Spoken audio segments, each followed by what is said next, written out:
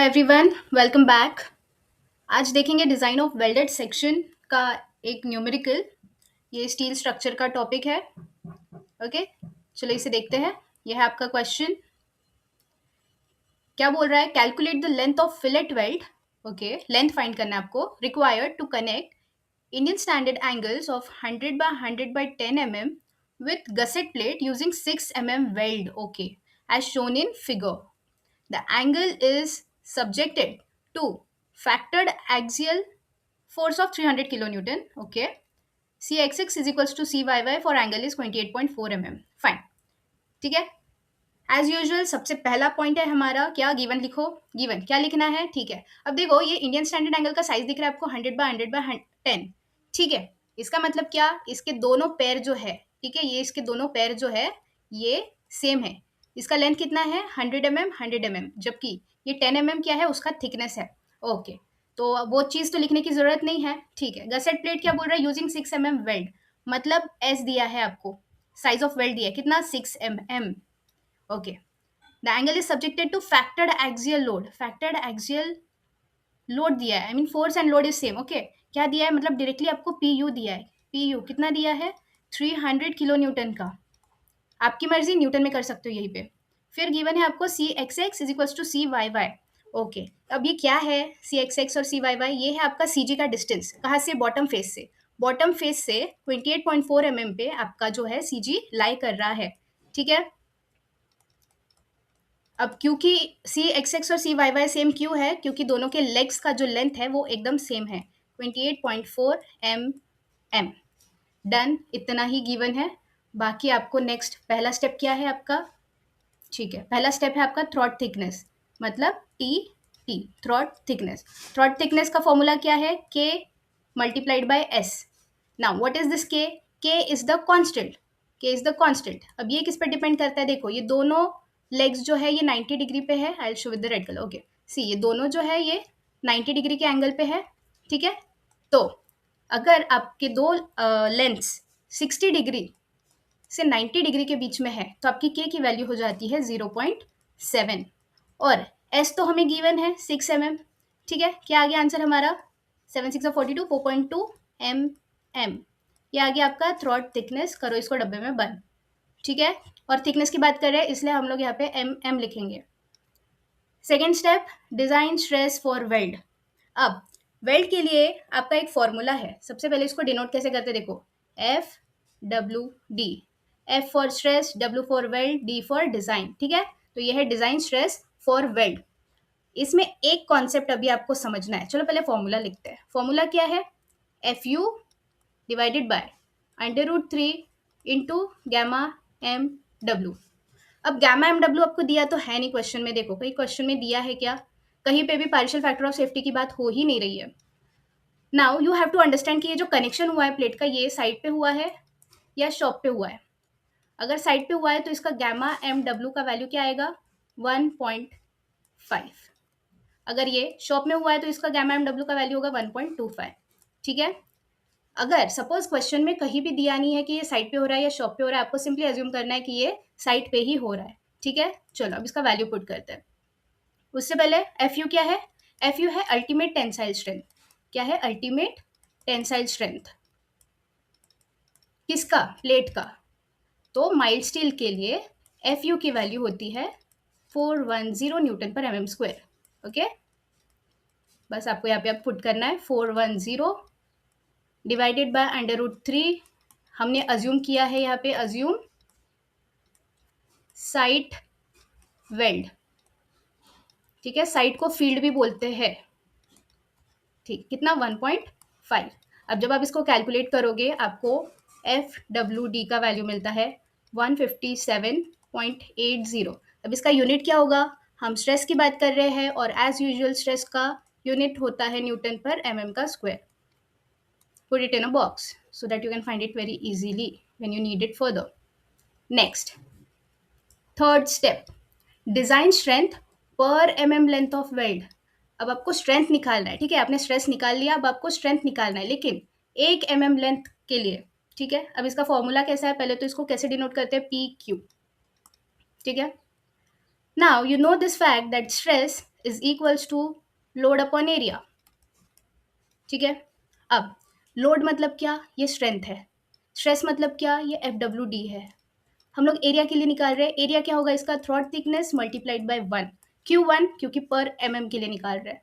चलो अब सिर्फ हमें क्या करना है, इक्वेशन को इधर का उधर घुमाना है. अब पी यू निकालना है, तो पी क्यू निकालना है, तो पी क्यू निकालने के लिए स्ट्रेस इंटू एरिया करेंगे. मतलब F W D multiplied by throat thickness into 1. 1 लिखना है तो लिखो, नहीं लिखना है तो कोई फर्क नहीं पड़ता. एफ डब्ल्यू डी कितना आया था, 157.80 मल्टीप्लाइड बाय थ्रॉट थिकनेस आपने कैलकुलेट किया पहले स्टेप में 4.2 का. सॉल्व करो. मेरा आंसर आ रहा है 662.76. What is the unit, see strength हमेशा न्यूटन में होती है, किलो न्यूटन में होती है, न्यूटन में. पर हम लोग किसके लिए फाइंड करें, पर एम के लिए. So newton per m. What is this, P Q. Put it in the box. Done. Fine. Now, once you are done with this, you have to find out what? Effective length. So I have not written the effective length. I'll write it on my own. Effective length of weld required. ठीक है, इसको हम लोग L लिखेंगे. Don't worry कि L E क्यों नहीं लिखा, एल नॉट क्यों नहीं लिखा, ये सब अभी मैटर नहीं करता इस क्वेश्चन में. ठीक है. एल कैसे फाइंड करेंगे, देखो कभी अगर क्वेश्चन में कहीं आप लटक जाओ तो आपको सिंपली याद रखना है कि इफेक्टिव लेंथ अगर निकालना है तो कुछ बड़े में से छोटे को डिवाइड करना है. आपको गिवन था axial load, sorry factored load कितना, 300 किलो न्यूटन का. ठीक है, 300 किलो न्यूटन का था, इसको पावर में कर देंगे, 3 और न्यूटन में कन्वर्ट कर देंगे. उसके बाद में आपका पी क्यू क्या क्या आया, 662.76.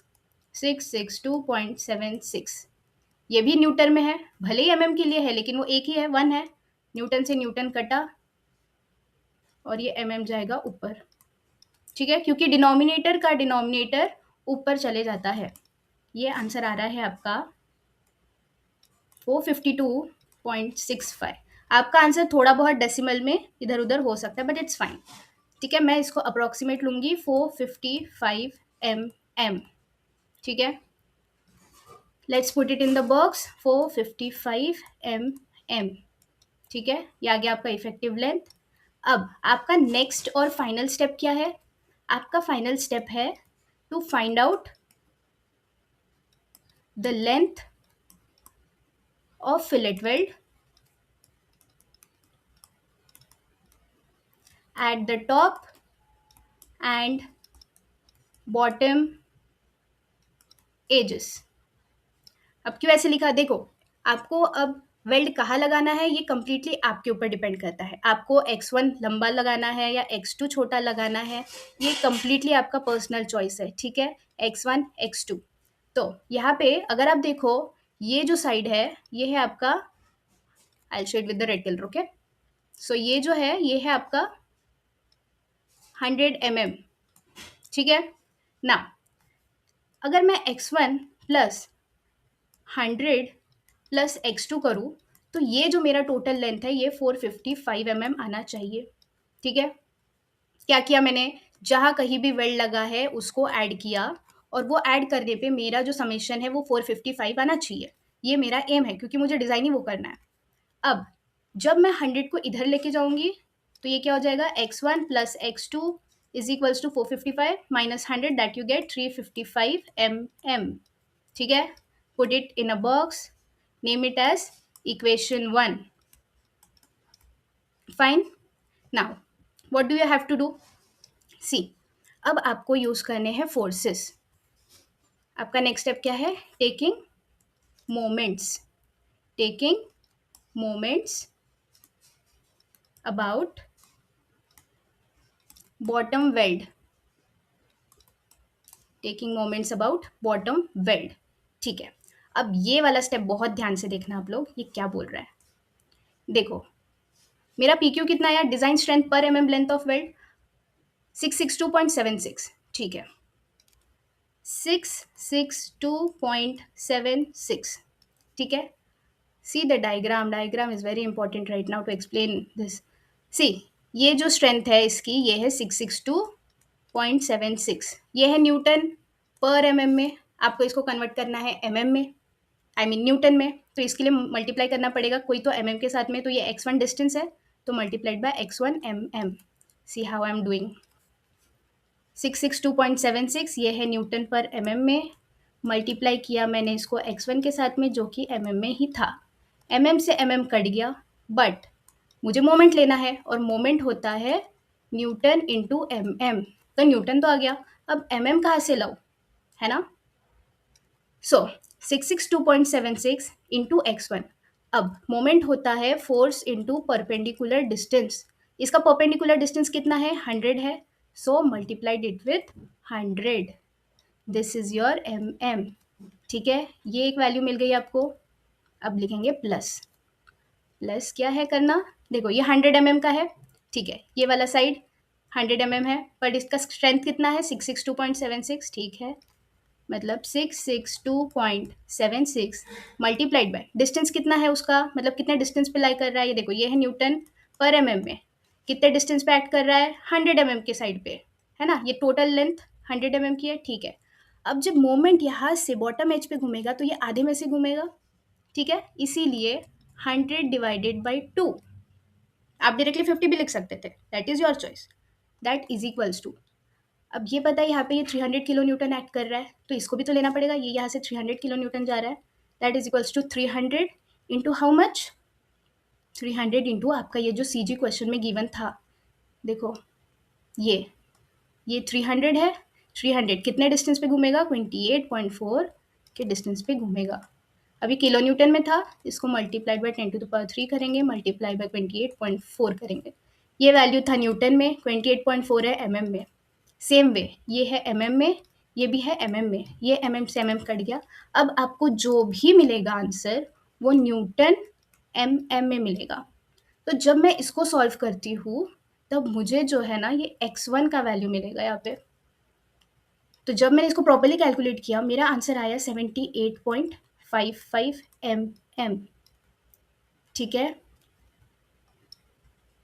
78.55 mm, ठीक है। देखो x1 तो मेरा mm में ही था, तो इसलिए मेरा डिस्टेंस क्या आया, mm ना। अगर x1 मिल गया, put x1 in equation 1, in equation 1, where is my equation 1, see this is my equation 1, क्या है, x1 plus x2 is equals to 355, x1 plus x2 is equals to 355, x1 कितना है 78.55 प्लस x2 मुझे पता नहीं, और ये है 355, तो x2 क्या आ गया, x2 आ गया मेरा 275।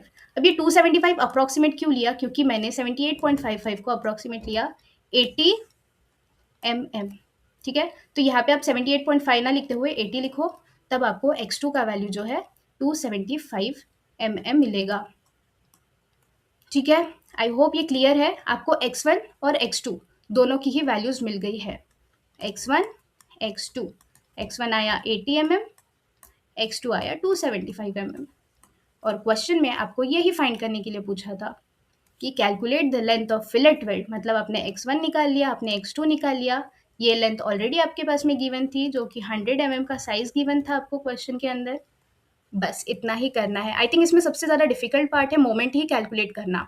मोमेंट का ये फॉर्मूला याद रखना, बस मोमेंट होता है फोर्स इंटू परपेंडिकुलर डिस्टेंस, ठीक है। अब ये 662.76 जो है ये यूडीएल फॉर्म में है, यूडीएल फॉर्म को आपको पॉइंट लोड जैसा कन्वर्ट करना है, पॉइंट लोड में कन्वर्ट करने के बाद जब आप इसको कैलसी में अच्छे से डालोगे आपको जो है x1 का वैल्यू मिलेगा।